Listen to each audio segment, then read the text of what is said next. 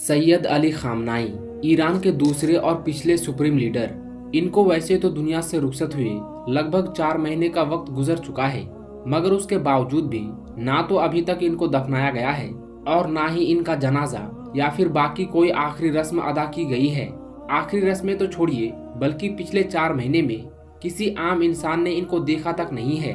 आम दुनिया को अभी तक भी इस बात की खबर नहीं है कि आखिर पिछले 4 महीने से सैयद अली खामनाई की बॉडी कहां पर है और किस हाल में है। और अब जब अचानक से लगभग 4 महीने गुजर जाने के बाद ईरानियन मीडिया की तरफ से ये खबरें आनी शुरू हुई है कि सैयद अली खामनाई के जनाजे और उनकी तदफीन को लेकर जो प्रोग्राम होना है उसकी डेट फिक्स हो चुकी है, जो कि लगभग 4 जुलाई से लेकर 9 जुलाई के बीच में होगा।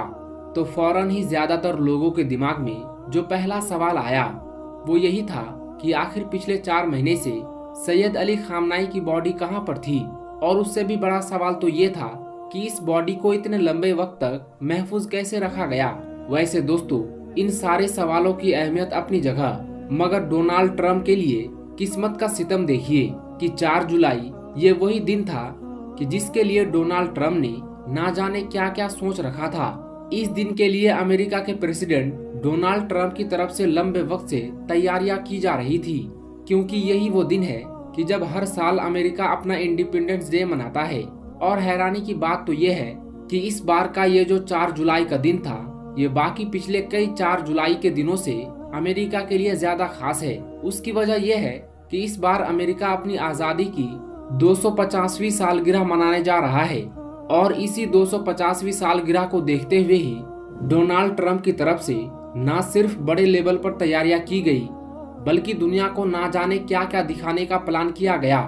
मगर अमेरिका के लिए किस्मत का सितम देखिए कि ईरान ने भी बिल्कुल इसी दिन को ही अपने सुप्रीम लीडर, अपने रहबर सैयद अली खामनाई के जनाजे के लिए भी चुना है। वो जनाजा, वो फ्यूनरल कि जो अगले कई दिनों तक चलेगा और जिसमें डोनाल्ड ट्रंप और नेतन्याहू जैसे लोगों को छोड़ दिया जाए। तो लगभग दुनिया के सभी बड़े बड़े लीडर्स को इनवाइट किया गया है। और जैसा कि हालात बता रहे हैं कि शायद आधी से भी ज्यादा दुनिया के लीडर्स या फिर उनके रिप्रेजेंटेटिव्स भी पहुंचने वाले हैं। 4 जुलाई 2026 के दिन जब दुनिया का सुपर पावर अमेरिका अपनी ताकत का खुला प्रदर्शन कर रहा होगा, ठीक उसी वक्त ईरान के अंदर लाखों नहीं बल्कि करोड़ों की तादाद में लोग बाहर निकलकर अपने रहबर को आखिरी विदाई देते हुए आसमान के नीचे आंसू बहा रहे होंगे। सैयद अली खामनाई का ये जनाजा अपने आप में ऐतिहासिक होगा, क्योंकि इसमें अलग अलग मौकों और अलग अलग जगहों पर इतनी बड़ी तादाद में लोग शामिल होंगे कि जितनी बड़ी तादाद शायद पहले कभी भी नहीं देखी गई होगी। और इससे भी ज्यादा हैरानी की बात तो ये है कि शामिल होने वाले लोगों से भी शायद डबल या उससे भी कहीं ज्यादा लोग तो वो होंगे कि जो इन तमाम चीजों को दुनिया के अलग अलग इलाकों में बैठकर ऑनलाइन देख रहे होंगे। अब आप लोग जरा स्क्रीन पर नजर आने वाली इस तस्वीर को देखिए। ये तस्वीर इसी मुहर्रम पर ईरान की तरफ से जारी की गई है। इस तस्वीर के अंदर जहां एक तरफ सिंबॉलिक तौर पर हजरत इमाम हुसैन को दिखाया गया है कि जो जालिम यजीदी फौज के सामने अपने घर की छोटी सी बच्ची के साथ खड़े हुए हैं, वही दूसरी तरफ बिल्कुल बराबर में ही सैयद अली खामनाई को दिखाया गया है, जिनकी गोद में भी एक छोटी सी बच्ची ही है। ये बच्ची दरअसल 14 साल की इनकी वही पोती जहरा है कि जिसकी शहादत भी इजराइल और अमेरिका की उसी शुरुआती स्ट्राइक में हो गई थी कि जिस स्ट्राइक के जरिए से सैयद अली खामनाई को टारगेट किया गया था। तो मतलब मुहर्रम पर पब्लिश की गई इस तस्वीर के जरिए से ईरान ये मैसेज देने की कोशिश कर रहा है कि जिस तरह से आज से लगभग 1400 साल पहले हजरत इमाम हुसैन अपने घर के मासूम बच्चों के साथ उस दौर के सबसे बड़े जालिम और उसकी फौज के खिलाफ खड़े हुए थे, बिल्कुल उसी तरह से आज 1400 साल के बाद सैयद अली खामनाई भी अपने घर के बच्चों के साथ आज के दौर की जालिम फौज के सामने खड़े हुए हैं। वैसे दोस्तों, जब करबला का जिक्र आ गया है तो आपको ये भी बताते चले कि अब सैयद अली खामनाई का जो जनाजा है उसमें भी करबला का बड़ा एंगल आ चुका है। दरअसल मामला ये है कि सैयद अली खामनाई का 4 जुलाई से लेकर 9 जुलाई तक जो पूरा एक लंबा फ्यूनरल चलना है, उसका जो पूरा शेड्यूल है वो प्रेस टीवी के जरिए से दुनिया के सामने आ चुका है। प्रेस टीवी के मुताबिक सबसे पहले 4 तारीख को ईरान की राजधानी जो तेहरान है, वहां से इस फ्यूनरल के जो भी सेरेमनीज वगैरह हैं वो स्टार्ट होंगे। तमाम प्रोग्राम स्टार्ट होंगे और ये उस खास जगह से स्टार्ट होंगे कि जिसको इमाम खुमैनी मुसल्ला के नाम से जाना जाता है। आपको अगर नहीं पता है तो आपको बताते चले कि ये तेहरान की वही खास मस्जिद है कि जो लगभग 1990 के दौर से अंडर कंस्ट्रक्शन है और जिसको लेकर यह दावा किया जाता है कि जब भी यह बनकर कंप्लीट होगी तो ईरानियन स्टाइल में बनी हुई ये मस्जिद इतनी ज्यादा बड़ी होगी कि बड़े होने के मामले में शायद मक्का की जो मेन मस्जिद है उसको भी पीछे छोड़ देगी। तेहरान के अंदर 4 तारीख की तरह 5 तारीख को भी बिल्कुल वैसे ही सेरेमनीज वगैरह होंगी। 6 तारीख को फिर बड़े लेवल पर जुलूस देखे जाएंगे कि जो शहर की हर गलियों में नजर आएंगे। 7 तारीख को फिर इसी तरह के ही बड़े लेवल के जुलूस फिर ईरान के एक और शहर कौम के अंदर नजर आएंगे। याद रहे कि ये वही शहर है कि जो शिया मुसलमानों के यहाँ सबसे ज्यादा मुकद्दस शहरों में से एक माना जाता है। इसके बाद जैसा कि रिपोर्ट सजेस्ट कर रही है कि 8 तारीख को फिर ईरान नहीं बल्कि इराक देश के अंदर सैयद अली खामनाई को विदाई दी जाएगी, वो भी इराक के नजफ और करबला जैसे जो खास इलाके हैं उन इलाकों के अंदर।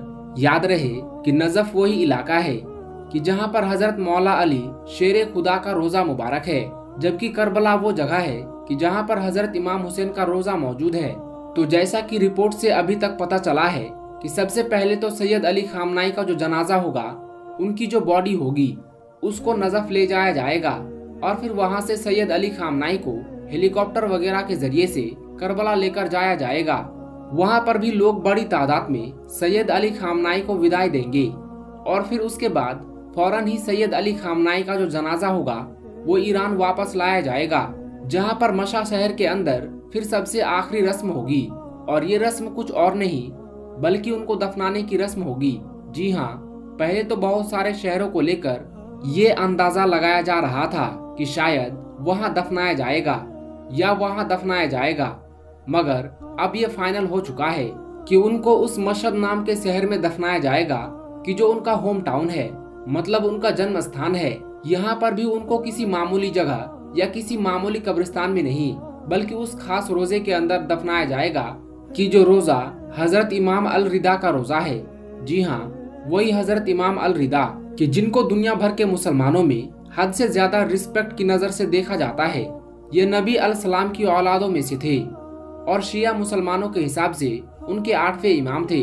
अब रहा सवाल इस बात का कि आखिर ईरान ने सैयद अली खामनाई को दफनाने में या फिर उनके जनाजे में इतना ज्यादा वक्त क्यों लगाया, बावजूद इसके कि हम जानते हैं कि इस्लाम में तो इस बात पर जोर दिया गया है कि वफात के बाद इंसान को जल्द से जल्द दफना देना चाहिए।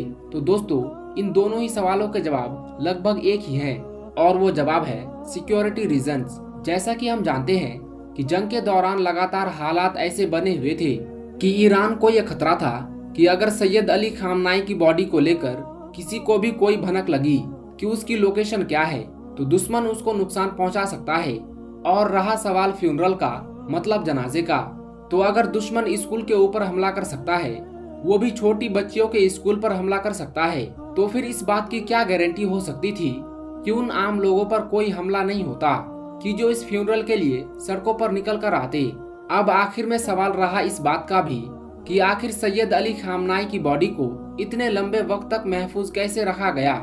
तो जाहिर है इससे रिलेटेड कोई ऑफिशियल इंफॉर्मेशन तो मौजूद नहीं है, क्योंकि जैसा कि हमने आपको बताया कि सैयद अली खामनाई की बॉडी से रिलेटेड हर चीज ईरान की तरफ से बहुत ज्यादा खुफिया रखी गई है। लेकिन अगर लॉजिकल वे में देखा जाए तो सैयद अली खामनाई की बॉडी को महफूज रखने के लिए भी उसी एडवांस टेक्नोलॉजी का इस्तेमाल किया गया होगा कि जो आजकल ऐसे केसेस में की जाती है, मतलब जहां पर बॉडी को एक खास ठंडे टेम्परेचर में लगातार रखा जाता है। तो दोस्तों, ये थी सैयद अली खामनाई के फ्यूनरल से जुड़ी हुई तमाम अहम इंफॉर्मेशन। बाकी आप लोगों की इस पूरे मामले पर जो भी कीमती राय है कमेंट बॉक्स में जरूर बताइएगा। दोस्तों, सोशल मीडिया के दौर में कई ऐसी खबरें और वीडियो हर रोज वायरल होती हैं, जिनमें कुछ सच होती है तो कुछ पूरी तरह झूठ और गुमराह करने वाली। इसलिए किसी भी वायरल दावे पर यकीन करने से पहले उसकी हकीकत जान लेना बेहद जरूरी है। अब ऐसी ही एक और वायरल खबर इन दिनों पूरी दुनिया में तहलका मचा रही है, जो इराक के पूर्व राष्ट्रपति सद्दाम हुसैन से जुड़ी हुई है। दोस्तों, जैसा कि आप सबको मालूम है कि सद्दाम हुसैन को अमेरिका ने 2006 में फांसी के फंदे पर चढ़ा दिया था। यानी आज से तकरीबन 18 साल पहले अमेरिका ने सद्दाम हुसैन को फांसी दी थी। अब जिस शख्स को इस दुनिया से गए हुए तकरीबन 18 साल का वक्त गुजर चुका हो, अगर उसके बारे में ये कहा जाए कि वो मरा नहीं है बल्कि वो तो जिंदा है, तो क्या आप इस बात पर यकीन करेंगे? क्या आप इस बात पर भरोसा करेंगे? हरगिज नहीं। लेकिन दोस्तों, इस वक्त सद्दाम हुसैन को लेकर एक वीडियो सोशल मीडिया पर बहुत ही ज्यादा तेजी के साथ वायरल हो रही है, जिसमें सद्दाम हुसैन खुद ये कहते हुए नजर आ रहे हैं कि मैं मरा नहीं हूँ बल्कि मैं तो जिंदा हूँ।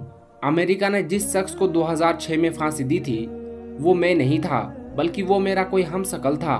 सद्दाम हुसैन के इस वीडियो ने पूरे सोशल मीडिया पर तहलका मचा कर रख दिया है। आज हर कोई सद्दाम हुसैन के इस वीडियो को देखकर हैरान हो रहा है। आज की इस वीडियो में हम आपको इसी वीडियो की पूरी हकीकत बताने वाले हैं। सच्चाई जानकर यकीनन आप भी हैरान रह जाएंगे। दोस्तों, सबसे पहले तो हम आपको बता दें कि सद्दाम हुसैन कौन थे और अमेरिका ने उनको फांसी क्यों दी, उसके पीछे क्या वजह थी। फिर हम आपको इस वायरल वीडियो की पूरी सच्चाई बताएंगे, इसलिए आप इस वीडियो को जरा भी स्किप मत कीजिएगा। दोस्तों, सद्दाम हुसैन इराक के सबसे ताकतवर मुस्लिम हुक्मरान थे।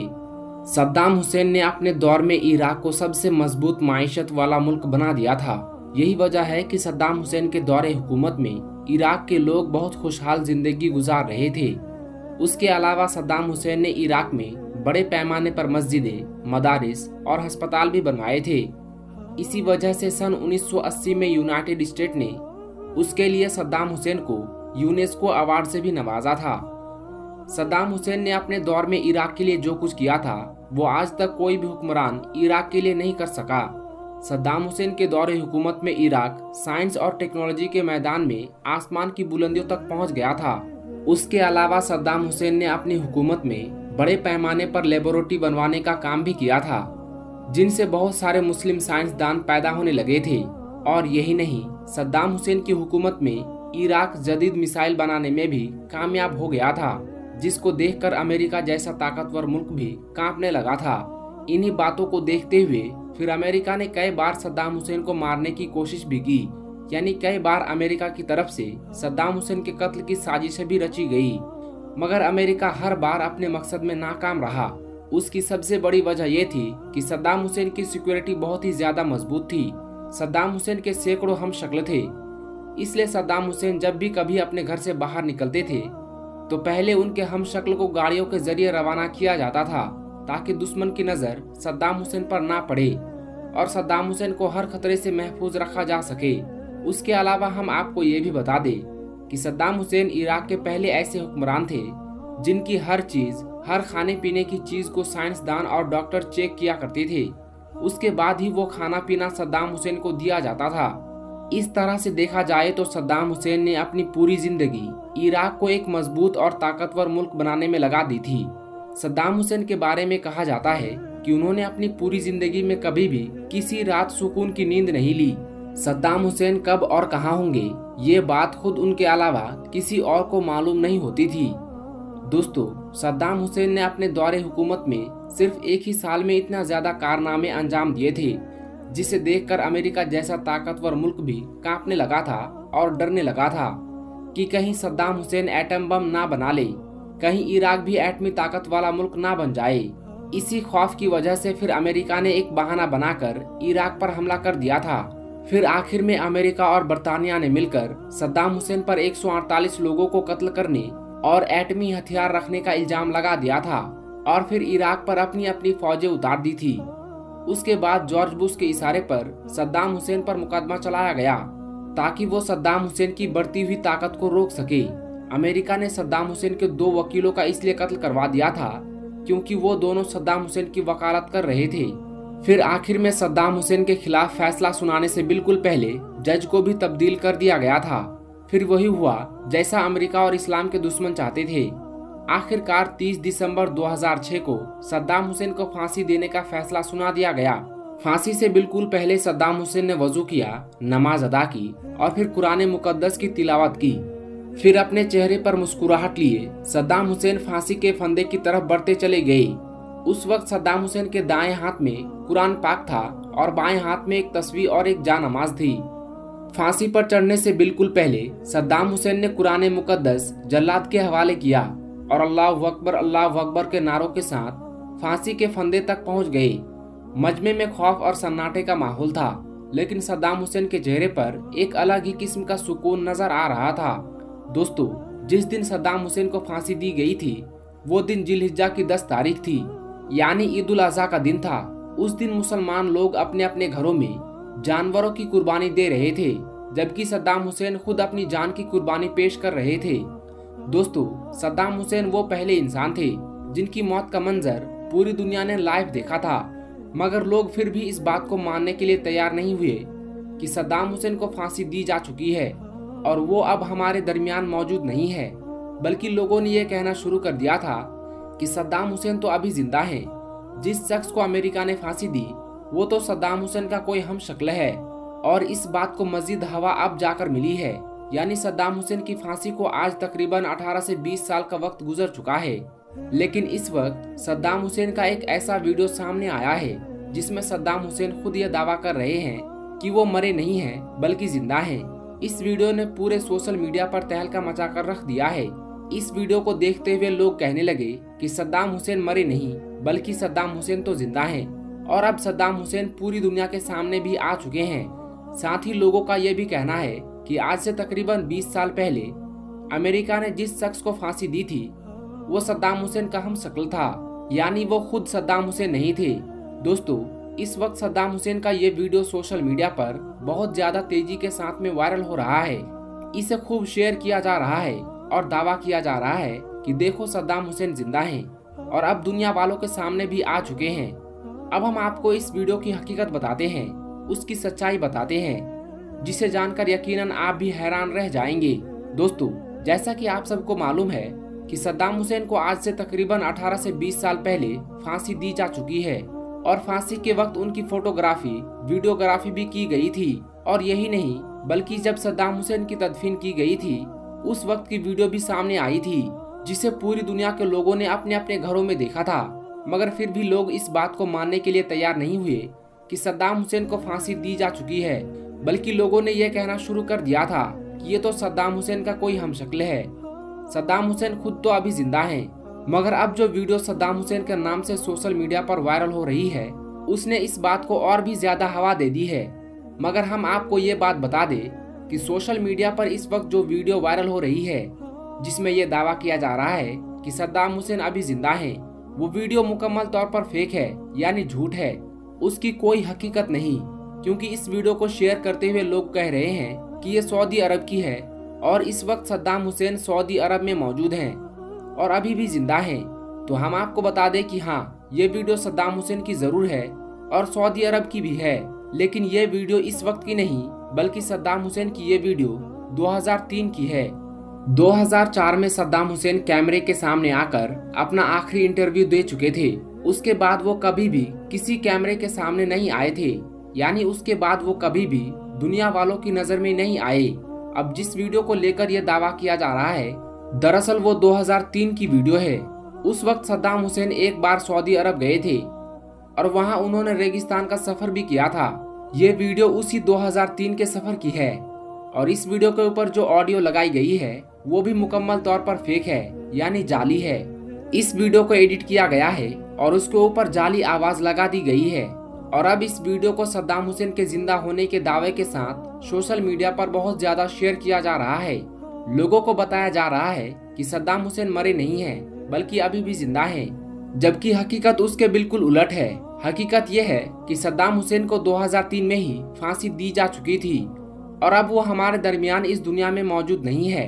यही इस बात की असल हकीकत है और यही सद्दाम हुसैन के बारे में सच्चाई है। लेकिन दोस्तों, सोशल मीडिया पर आज ऐसी चीजें बन चुका है जहां लोग बगैर कुछ सोचे समझे हर बात को शेयर कर देते हैं।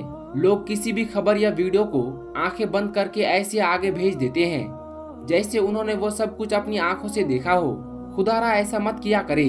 जब तक आप किसी भी बात की सच्चाई ना जान ले उस वक्त तक किसी भी खबर या वीडियो को सोशल मीडिया पर शेयर ना करे, क्योंकि बाज औकात झूठी खबरें लोगों को गुमराह कर देती है और सच्चाई कहीं पीछे रह जाती है। इसलिए हमेशा कोशिश करें कि किसी भी खबर, तस्वीर या वीडियो को आगे भेजने से पहले उसकी तस्दीक जरूर कर ले। अब आप सबसे हमारी ये गुजारिश है कि आप इस वीडियो को लाइक करें या ना करें, मगर मेहरबानी करके इसे शेयर जरूर कर दे, ताकि और भी लोगों तक ये सच्चाई पहुंच सके और वो भी इस वायरल वीडियो की हकीकत जान सके, ताकि कोई भी शख्स झूठी खबरों और गलत मालूमात का शिकार ना हो और हर एक तक सही मालूमात पहुंच सके।